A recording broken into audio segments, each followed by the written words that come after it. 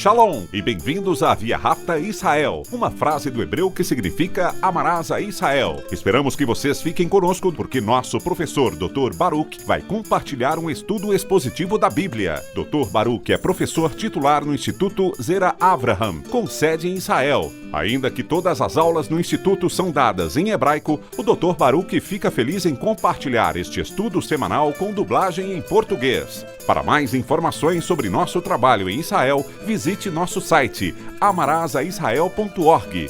Fiquem agora com o Dr. Baruch e a aula de hoje.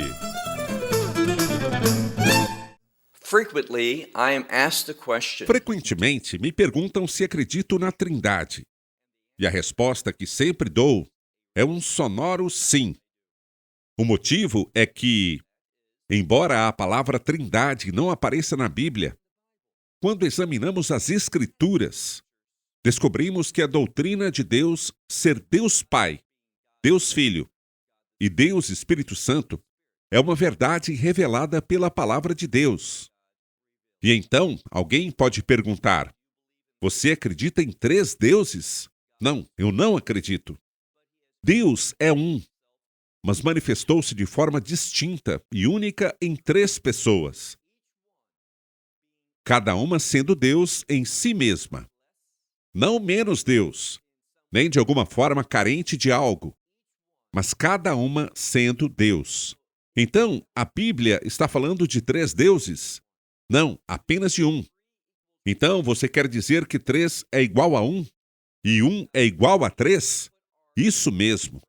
Mas será que conseguimos compreender isso? Não, não conseguimos. Há muitas coisas, especialmente quando lidamos com a própria essência, o ser, a natureza de Deus, que é muito difícil para nós. Mesmo neste estado redentor, mesmo com o Espírito Santo nos preenchendo e habitando em nós, que ainda é difícil compreender. Mas nossa incapacidade de explorar e compreender tudo isso da maneira mais completa e clara não significa que não seja verdade. Hoje vamos analisar uma passagem muito conhecida do livro de Gênesis, especialmente significativa no judaísmo. Agora pegue sua Bíblia e abra comigo no livro de Gênesis, capítulo 18. Quero te dizer uma coisa.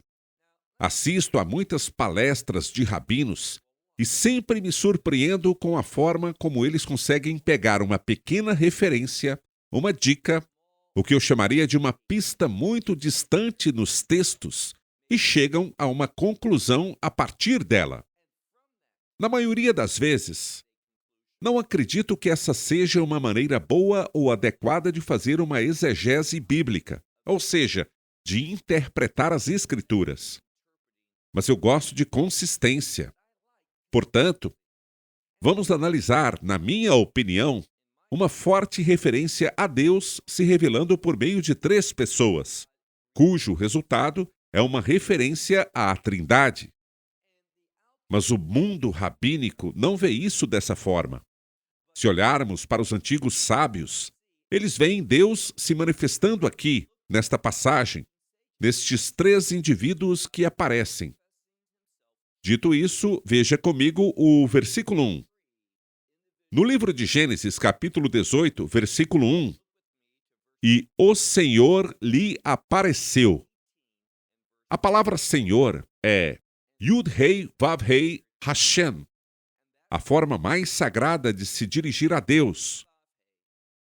Normalmente, pensamos nesse termo como o Senhor Todo-Poderoso. Jeová, como a pronúncia dessas 4 letras, Yud-Hei Vav-Hei. Então, o Senhor lhe apareceu. Esse lhe, de acordo com o contexto, obviamente se refere a Abraham, Avino, nosso pai Abraão. Mais uma vez, precisamos lembrar que grande parte do fundamento da nossa fé, daquilo em que devemos crer, se origina na vida, nas palavras e nas atitudes de Abraão. E ninguém compreendeu isso melhor do que o apóstolo Paulo. E a maneira como ele utiliza a figura de Abraão, por exemplo, no livro de Romanos e também no livro de Gálatas. Portanto, nesta passagem, vamos analisar e aprender alguns princípios fundamentais em relação à nossa fé, à nossa crença. Uma vez mais, versículo 1. E o Senhor lhe apareceu nos carvalhos de Manre. Essa região também é conhecida, como veremos mais adiante no livro de Gênesis, por outro nome usado para se referir à cidade de Hebrom. Hebrom tem um grande significado bíblico. Então, o que está acontecendo aqui? O fato de este acontecimento ocorrer em Hebrom, os carvalhos de Manre, nos mostra que esse evento tem grande significado para nós, leitores. E continuamos lendo. Quando ele estava sentado à entrada da tenda. Aqui vemos duas questões. Primeiro, observe a frase, ele estava sentado. A palavra é Yoshev em hebraico, mas sabemos que é Yoshev, por causa dos sinais vocálicos que o texto massorético coloca no texto. Originalmente, quando olhamos para o texto hebraico, ele não tinha vogais. Então, o que temos aqui são 3 letras. E poderíamos traduzir Yoshav em vez de Yoshev, porque nós temos as consoantes. Mas aqui está o ponto que quero que percebamos. Sempre que houver um tempo presente, em vez de passado, futuro, perfeito ou imperfeito, dependendo de como você aprendeu gramática hebraica, sempre que tivermos um tempo presente, de acordo com os sábios, estamos nos referindo a algo que tem um grande significado, uma grande importância, implicações bíblicas que precisamos compreender. Nesse sentido, no texto massorético, eles inseriram as vogais para formar um verbo no presente, o que tem grandes consequências para nós. Então, estamos em Hebrom. Deus apareceu a Abraão naquele momento. Abraão não sabe disso. Ele estava sentado à porta de sua tenda. E não é a palavra comum para porta, delat, mas a palavra aqui é petar, que tem a ver com a abertura ou a entrada de sua tenda. Agora, veremos que esse local será mencionado novamente em vários versículos desta passagem. E quando algo é mencionado repetidamente, é porque é relevante. E quando você pensa em porta, o que deve vir à sua mente? Mais uma vez, de acordo com os sábios da antiguidade, esse lugar deve nos lembrar do que chamamos de mezuzá. É este pequeno estojo que contém a passagem conhecida como Shema, que fala sobre amar o Senhor, nosso Deus, de todo o nosso coração, de toda a nossa alma, de todas as nossas forças, e guardar os seus mandamentos. Então, este lugar, a porta da tenda ou a porta de uma casa hoje, é referência aos mandamentos. Não apenas para aprendê-los, mas sim para aplicá-los, implementá-los em seu comportamento. E é isso que Abraão demonstrará nesta passagem. Ele era alguém que não apenas acreditava em Deus, mas sua fé, sua crença em Deus, o levou a manifestar-se por meio de suas atitudes. Que atitudes? Obedecer aos mandamentos de Deus. Agora você pode até dizer, mas os mandamentos de Deus ainda não foram dados. Não os encontramos até o livro do Êxodo, e estamos apenas na primeira parte de Gênesis. Isso mesmo. Mas quando alguém demonstra fé, quando crê em Deus, quando entra em uma relação de aliança com Deus, sabe o que essa fé produz? Uma mudança de caráter. E essa mudança de caráter fará com que essa pessoa naturalmente cumpra o propósito, a vontade, a palavra, ou aqui, os mandamentos de Deus.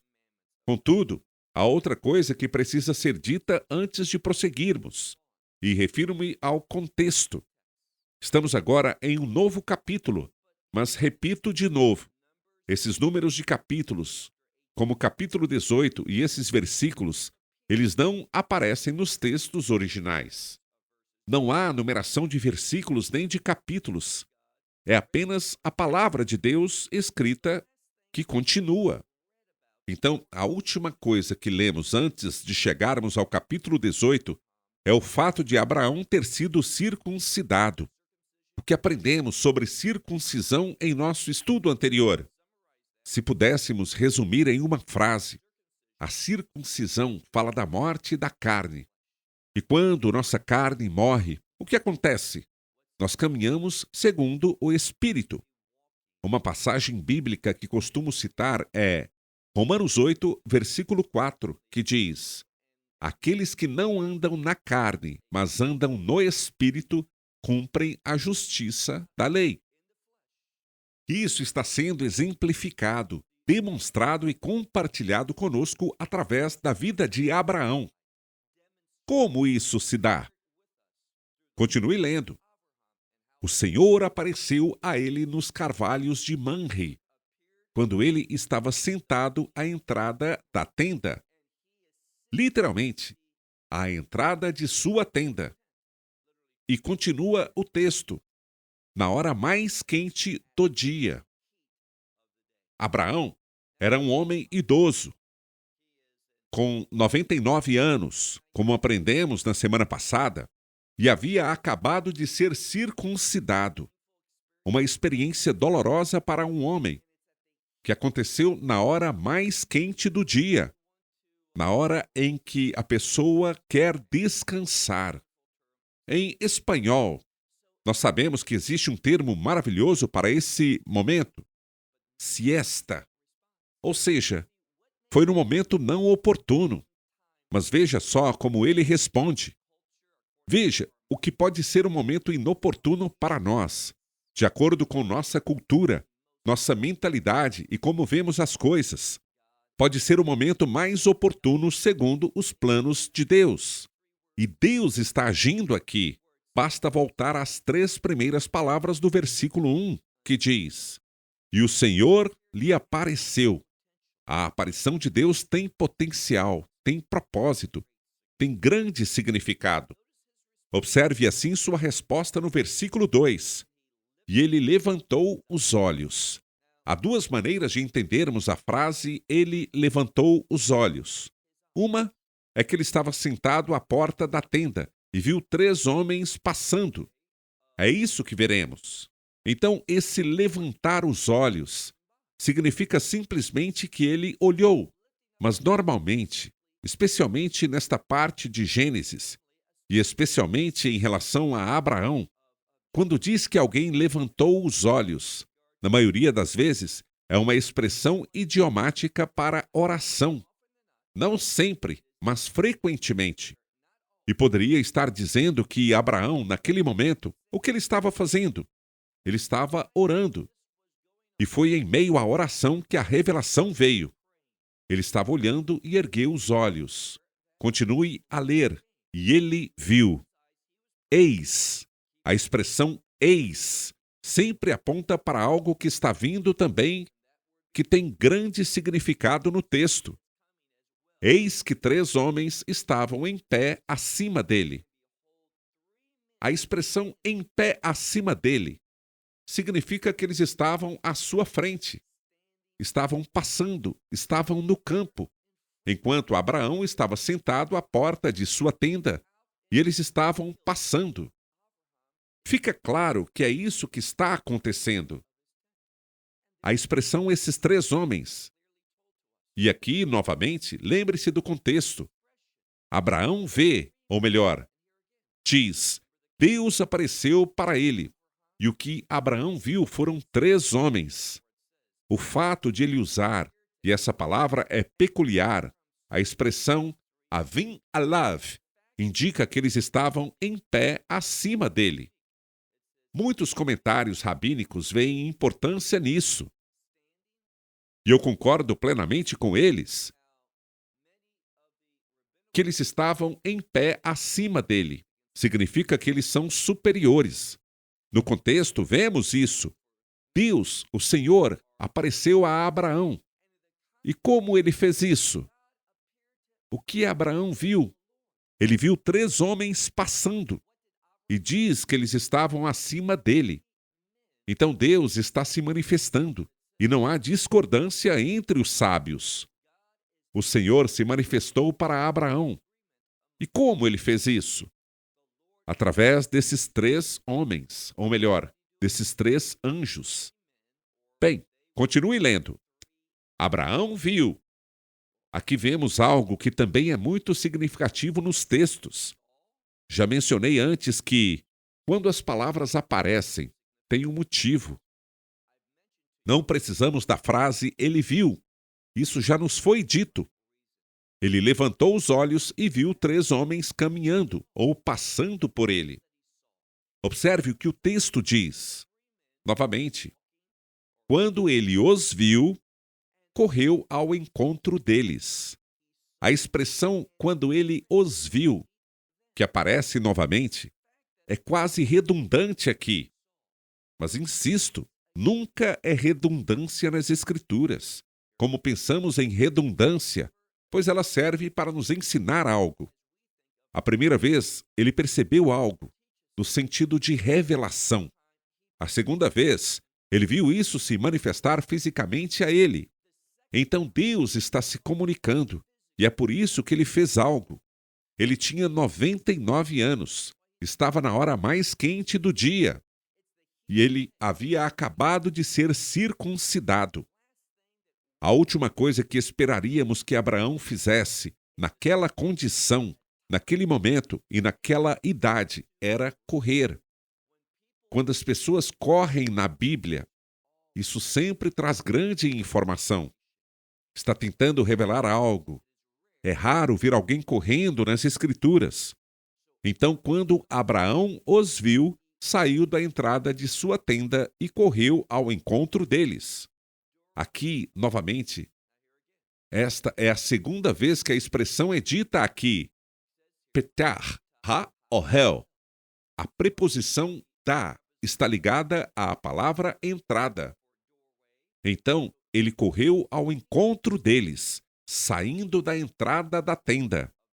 Agora, já falamos sobre este local. A entrada da tenda, como algo relacionado a mezuzá, que fala sobre ter fé em Deus e obediência à palavra de Deus.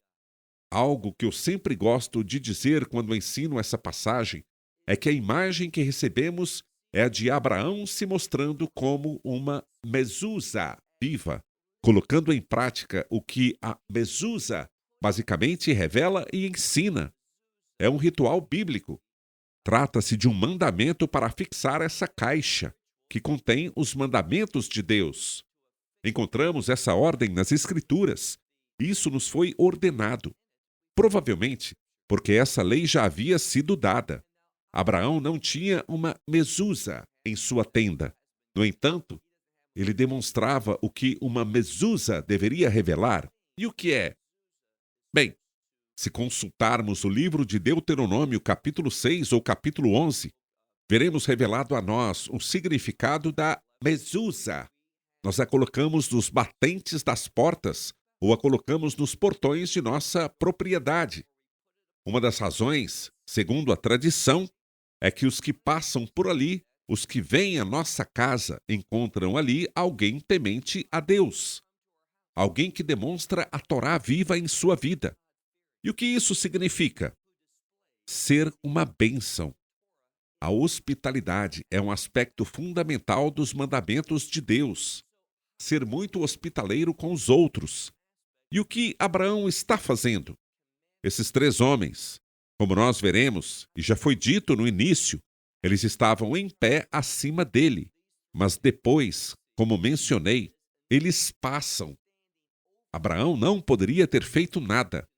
Talvez ele apenas os cumprimentasse com um olá, que Deus esteja com vocês. Mas ele não fez isso. Mesmo estando se recuperando da circuncisão, mesmo sendo um homem idoso, mesmo com o calor do dia, o que ele fez? Ele não pensou em si mesmo. Porém, pensou nesses 3 viajantes, que seria bom para eles descansarem no calor daquele dia. E observe como ele responde a eles. Versículo 2, novamente. Ele está sentado à porta de sua tenda. Ele os vê. Ele corre. E veja o final do versículo 2. Vayesh tahu artsa. Ele curvou-se até ao chão. É uma construção singular. Não quero me aprofundar nisso agora, mas simplesmente significa que o fato de ele ter feito isso e a forma como isso é revelado no hebraico mostra uma certa marcação, isto é, uma riqueza de significado e ênfase. Agora, o que eu concluiria de tudo isso? Que Abraão se colocou completamente em uma postura de adoração, seja porque ele soubesse instintivamente que aquela era uma manifestação de Deus, seja porque, como entendem alguns comentaristas, Abraão simplesmente tratava um estranho, ou esses três homens que passavam, da mesma forma que trataria Deus, caso ele estivesse passando. Certamente ele demonstraria hospitalidade, mostraria bondade e convidaria esse transeunte. Se soubesse que era Deus, certamente ele o convidaria para sua casa e o serviria. E é assim que Abraão age com esses três estranhos. Versículo 3. E disse: esta é outra pista do texto. Não é Adoni. Adoni seria apenas um termo para senhor. Literalmente, meu senhor, meu mestre. Mas não em um sentido religioso. Se você for à Inglaterra, por exemplo, eles usam o título Lord, que é um termo de grande respeito e honra, expressando submissão à pessoa que é reverenciada. Mas não é a palavra Adoni. No original, saberíamos que se tratava de Adoni ou Adoná. Mas quando observamos a forma como os antigos sábios, os massoretas, colocam os pontos vocálicos, vemos que eles não os colocaram sobre Adoni, mas sobre Adoná. E isso reforça a ideia de que Deus está se manifestando a Abraão em três pessoas. Mais uma vez, versículo 3. E ele disse, é Abraão que está falando, Adoná, se agora tenho achado graça aos seus olhos. Vemos nas Escrituras um termo muito frequente de respeito, que diz, se encontrei graça, ou o termo se mereço o seu favor, se encontrei favor aos seus olhos, faça algo por mim. E o que ele diz? Ele diz, não passe pelo seu servo. O que significa não passe direto por mim. É uma expressão idiomática que significa ignorar. Eu não quero que você me ignore. E o que Abraão faz? Esse é um termo de respeito, mas também é um grande pedido. Ele diz, não passe pelo seu servo, mas mandarei buscar um pouco de água. Então ele vai trazer água para que possam lavar os pés.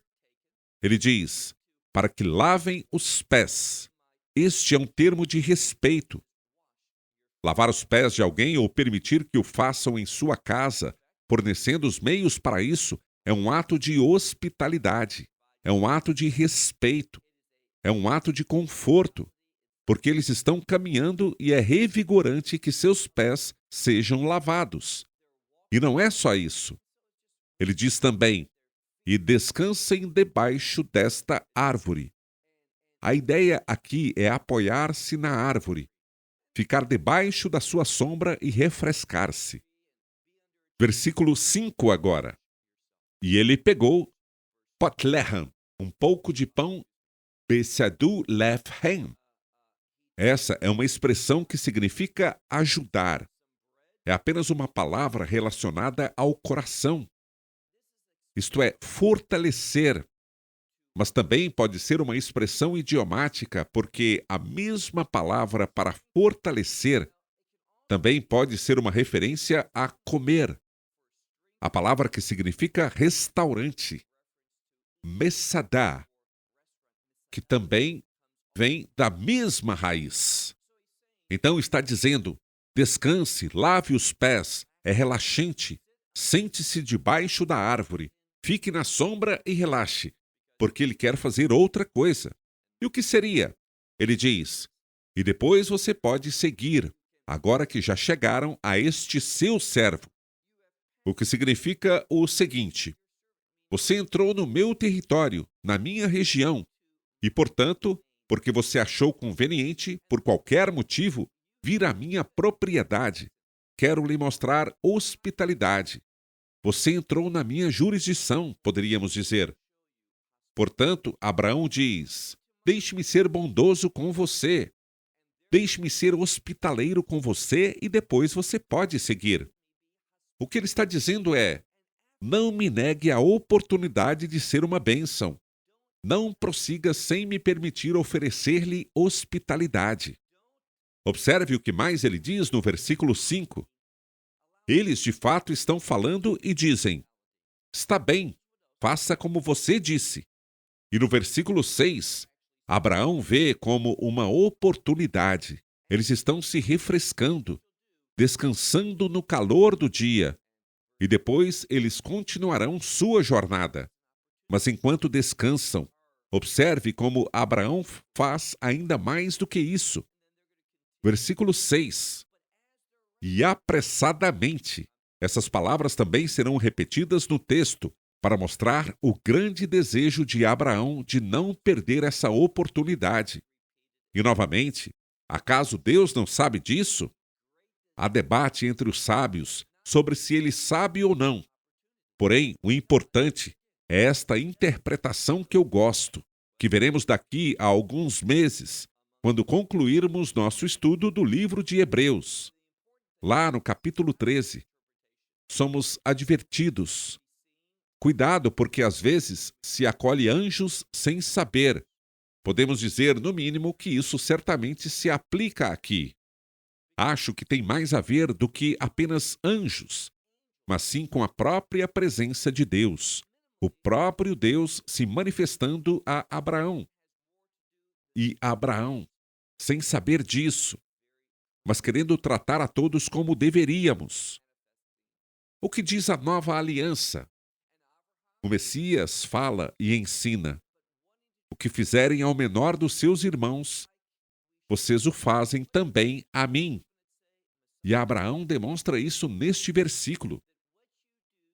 Ele diz no versículo 6, Abraão corre em direção à tenda e diz a Sara: depressa. Essa palavra é mencionada pela segunda vez e está no imperativo. Depressa. Pegue 3 medidas da melhor farinha, amasse-a e faça uns ugut. Esta é a palavra hebraica moderna para bolos. Ou, neste sentido, poderia ser algo como o yot, que traduziríamos como algo para revigorar. Eles estão preparando uma refeição. E essa seria como a primeira etapa do preparo. O versículo 7 também diz: e até onde estava o rebanho, Abraão, mais uma vez, correu até lá. Tudo está sendo feito de maneira muito rápida, apressada, não de forma descuidada, mas de maneira que demonstre o quanto isso é importante. E qual é a mensagem para nós? Oportunidades. Quando Deus te dá uma oportunidade de servi-lo, quando Ele te dá uma oportunidade de abençoar, não deixe essa oportunidade passar. Responda com urgência. Haja prontamente diante das oportunidades, sendo obediente às coisas que Deus coloca em nosso caminho. Seja um rápido servo. Não diga: sabe, preciso orar sobre isso e já te retorno. Não. Abraão respondeu prontamente, da maneira correta. Então, Abraão correu até onde estava o rebanho. Metade do versículo 7. E pegou um novilho, que era har, que significa macio. Neste contexto, tenro e bom, e o deu a um servo. E mais uma vez, Depressa, depressa, ele disse. Prepare-o, faça-o. Assim, por 3 vezes, vemos Abraão falando a palavra maher, depressa. 3 medidas de farinha. Percebemos que há indícios desse número 3 que se repete várias vezes no texto. Vejamos agora o versículo 8. Ele trouxe coalhada, leite e o novilho que havia sido preparado. E ele arrumou tudo, o pôs tudo diante deles, e ficou em pé perto deles, debaixo da árvore, enquanto comiam. Abraão não comeu com eles. Ele permaneceu como um servo. E isso é significativo. Normalmente, isso se destaca de forma importante nessa passagem. Em geral, comer tem o propósito de promover comunhão. Mas Abraão não estava tendo comunhão com eles, estava servindo-os. E a única explicação, e mais uma vez, alguns sábios enxergam isso, é que o fato de Abraão não ter comido com seus convidados é algo incomum.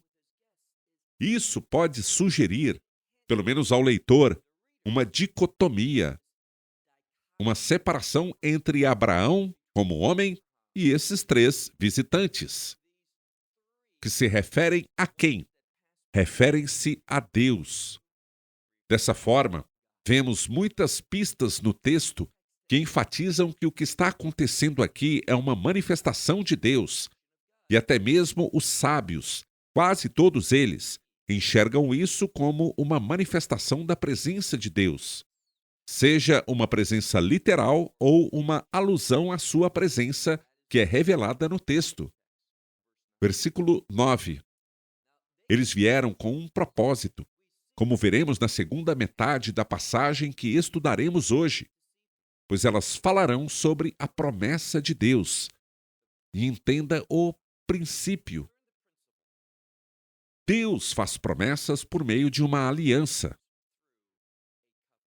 Se você crê no Messias Yeshua, você entrou em uma nova aliança, uma aliança melhor. Como diz a Escritura, uma aliança com promessas melhores.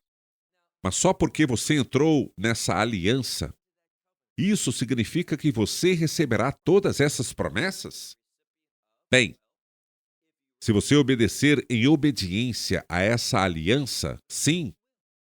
O que está sendo sugerido aqui é o seguinte: porque Abraão não disse, sabe, estou me recuperando da minha circuncisão, estou dolorido, essa é a hora mais quente do dia, tenho 99 anos, mas, sabe, quando eu era mais jovem, eu ajudaria essas pessoas, eu mostraria hospitalidade a elas, e se elas viessem e pedissem ajuda, mesmo hoje, eu as atenderia.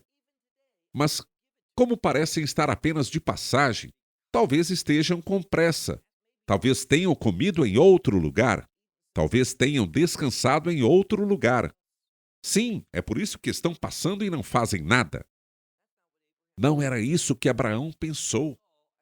Ele viu uma oportunidade de praticar a hospitalidade, de colocar os mandamentos em ação, e assim ele fez.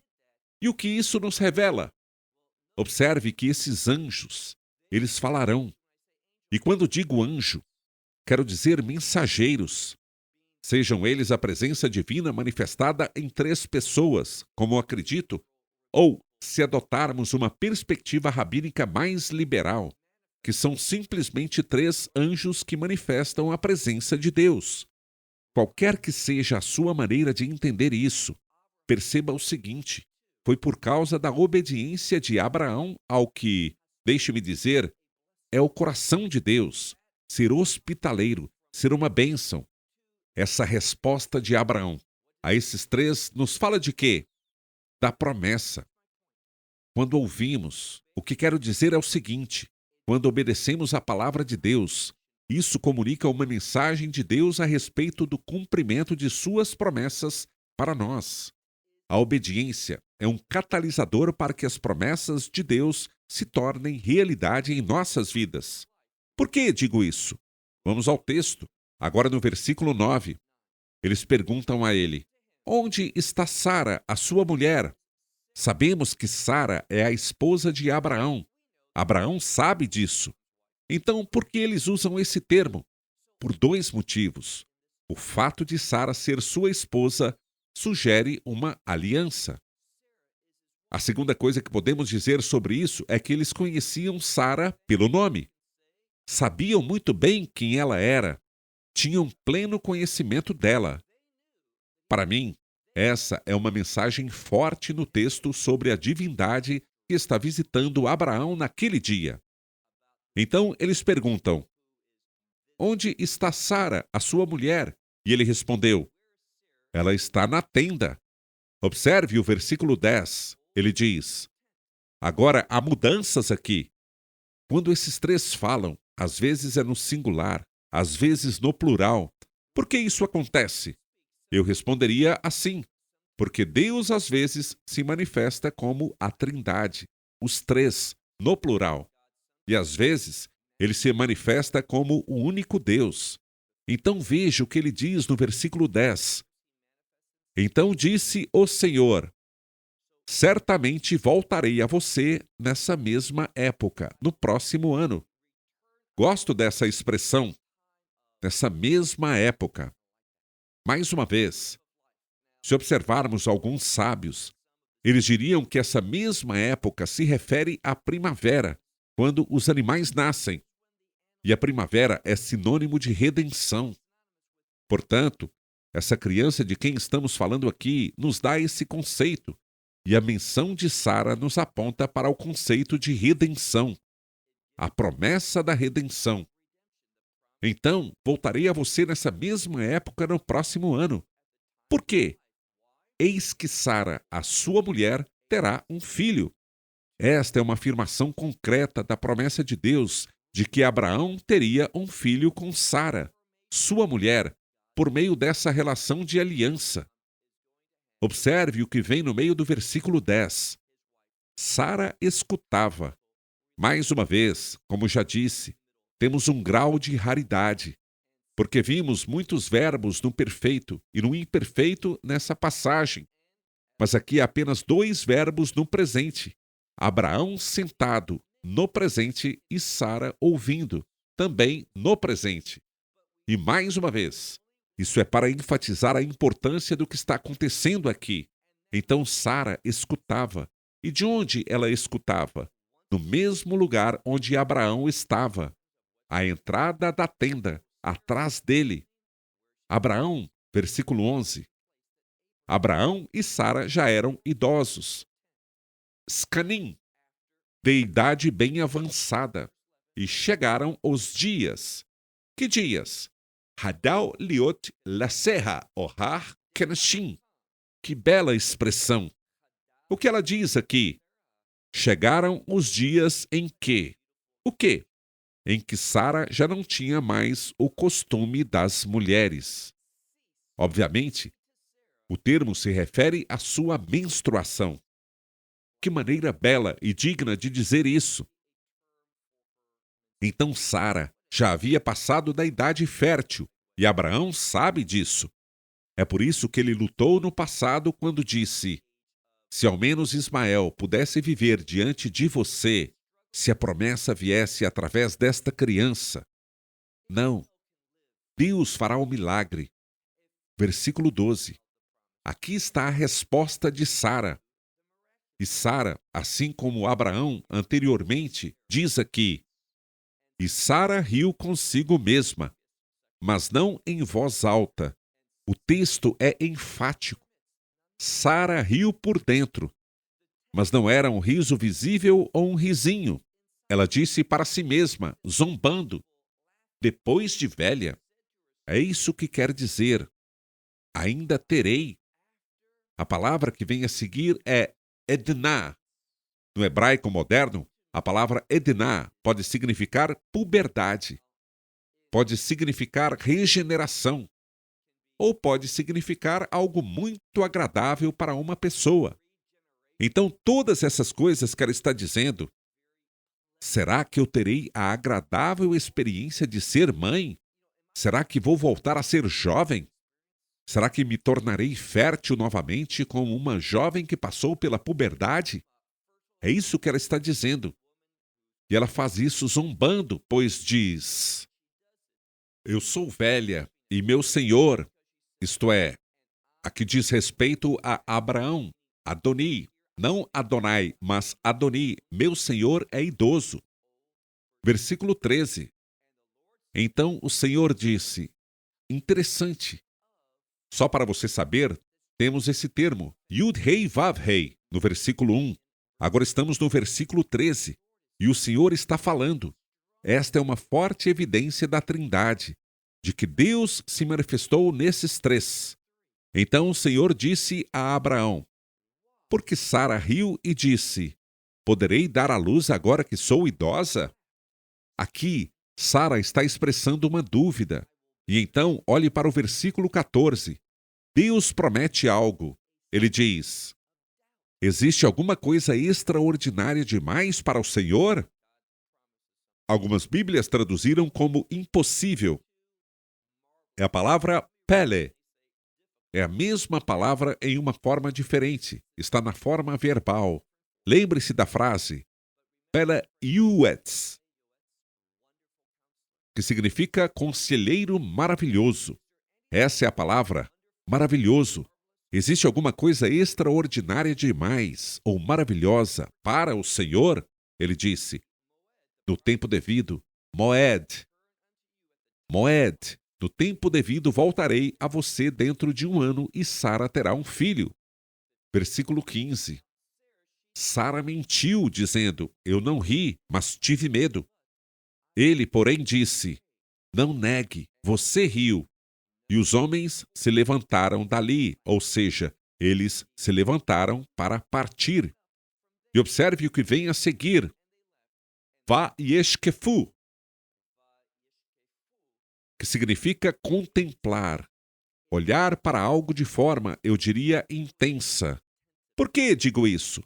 Porque a mesma palavra é usada, o mesmo verbo é usado, e ele é modificado para formar o que chamaríamos em hebraico moderno de binóculos. Ou seja, é olhar atentamente para algo à distância, querendo ver bem. E avistaram lá embaixo Sodoma e Abraão, termina o versículo. Abraão os acompanhou para despedir-se. Então Abraão, enquanto eles partiam, depois de ter ouvido por 2 vezes a proclamação de que Sara teria um filho, de que Deus cumpriria sua promessa, observe o que o texto diz. Eles foram em direção a Sodoma. E Abraão os acompanhou até a divisa de sua propriedade, demonstrando também respeito. Agora, permita-me concluir dizendo 2 coisas. Primeiro, por que Sodoma é mencionada? Quando Sodoma aparece nas Escrituras, devemos pensar nisso como juízo. A segunda razão é para nos ensinar um princípio. Essa passagem está toda marcada pela redenção. Sara é mencionada nessa mesma época, na primavera, no tempo da Páscoa, sendo a Páscoa a festa da redenção. O que podemos concluir, e este é o segundo ponto, a redenção vem por meio do juízo. E quando falamos de redenção, estamos falando do fruto da redenção, o reino. O reino só virá após o juízo. Bom, encerramos por aqui. Até a próxima semana, quando continuaremos no capítulo 18 e veremos coisas significativas que acontecerão à medida que avançamos no livro de Gênesis. Esperamos que você tenha desfrutado da aula de hoje e que possa compartilhá-la com outros. Te convidamos a participar e nos acompanhar a cada semana, a esta hora e por este canal, em mais um episódio de Amarás a Israel. Para mais informações em português, visite amarasaisrael.org, onde encontrará muitos outros estudos realizados pelo Dr. Baruch. Até a próxima semana. Que Deus, nosso Messias e Yeshua, nosso Senhor Jesus Cristo, te abençoe durante a sua caminhada com Ele. Shalom, desde Israel.